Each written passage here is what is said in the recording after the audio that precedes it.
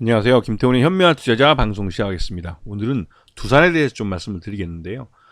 이 작년 2023년 두산 실적은 말 그대로 어닝 서프라이즈였습니다. 매출 외형도 늘고 영업이익과 단기순이익은 흑자 전환하는 데 성공했기 때문에 그렇죠.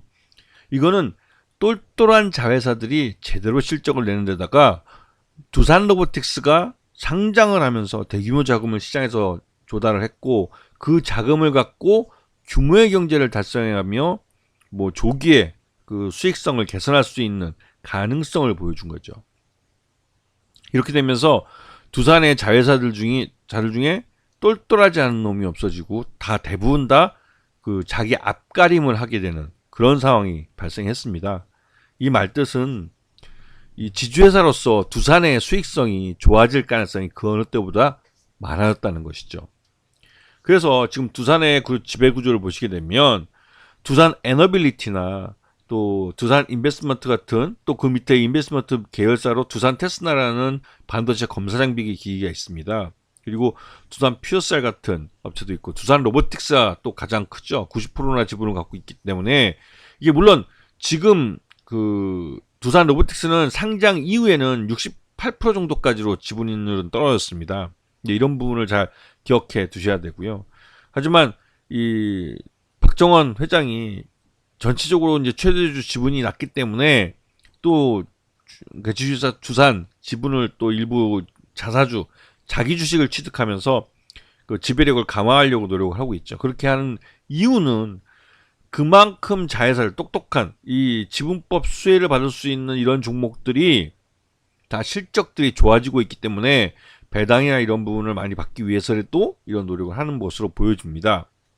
그리고 지금 현재 이 두산은 지주회사 두산은 에너지 분야와 기계 자동화 또 그다음에 반도체 소재 쪽 이런 쪽으로 수익화를 했고 특히 반도체 쪽은 요즘 이제 다시 살아나면서 실적이 좀 빠르게 개선되고 있고 두산 로보틱스도 적자에서 흑자로 넘어설 수 있는 가능성이 그 어느 정도 높기 때문에 두산 로보틱스 주가도 굉장히 회복세가 빠르게 나타나고 있어서 그 무엇보다도 올해 안에 이 두산 로보틱스의 경영권을 오버하는 지분에 대해서는 시장을 통해서 구주 매출할 수 있는 가능성이 블록딜을 할 수 있다는 그런 말들이 시장에서 나오고 있습니다.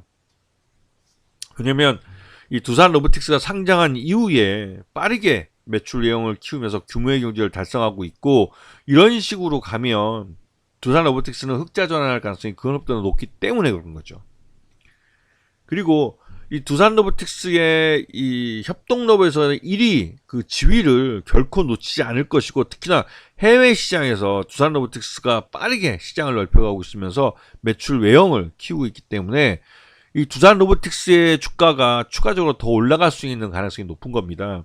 그렇기 때문에 주식회사 두산은 이 두산 로보틱스의 지분을 경영권을 오버하는 50% 플러스 한 주 이상을 갖고 있는 그 지분 중에 일부를 블록딜로 매각을 해서 향후 투자금을 마련할 수 있게 되는 거죠.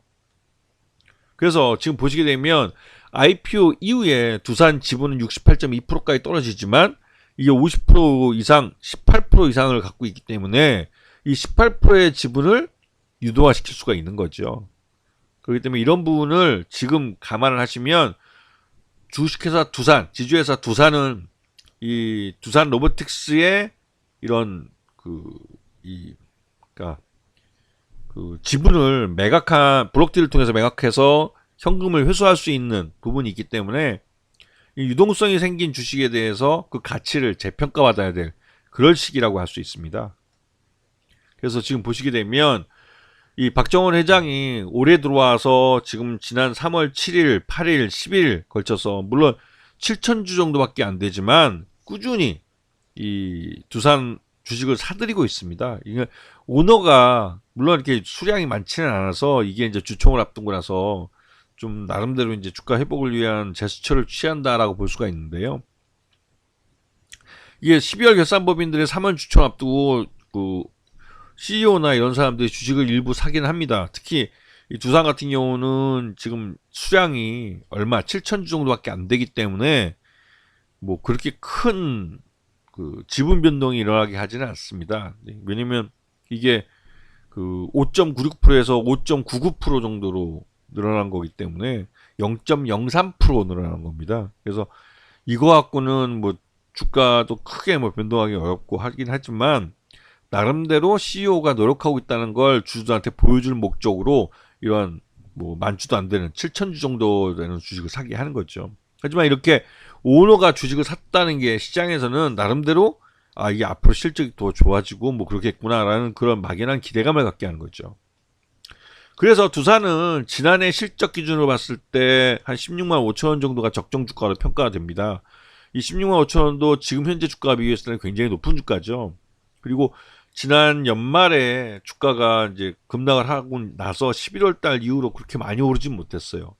근데 지금 들어서 이렇게 주식회사 두산이 주가가 이렇게 오르는 이유는 앞에서 잠깐 설명드렸지만 두산 로보틱스 지분을 일부 매각해서 시장에서 이제 블록 투자금을 회수할 수도 있고 이게 블록딜로 이루어지는 거기 때문에 언제든지 가능합니다. 두산 로보틱스도 이제 보유예수 기간이 끝났기 때문에 그리고 실제로 그렇게 했을 때 조 단위로 자금을 회수할 수 있는 부분이 있습니다. 그런 부분 때문에도 이 지주회사 두산이 보유하고 있는 자산의 가치가 지금 올라갔다는 것이죠.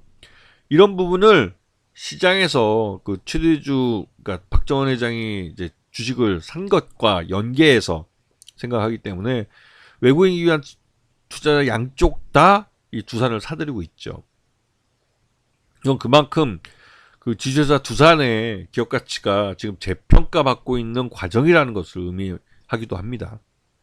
그래서 지주회사 이게 특히 지주회사 회사이기 때문에 저 PBR주라는 그 윤석열 정부의 정부 정책 수혜도 받을 수 있다고 생각이 되는 거죠.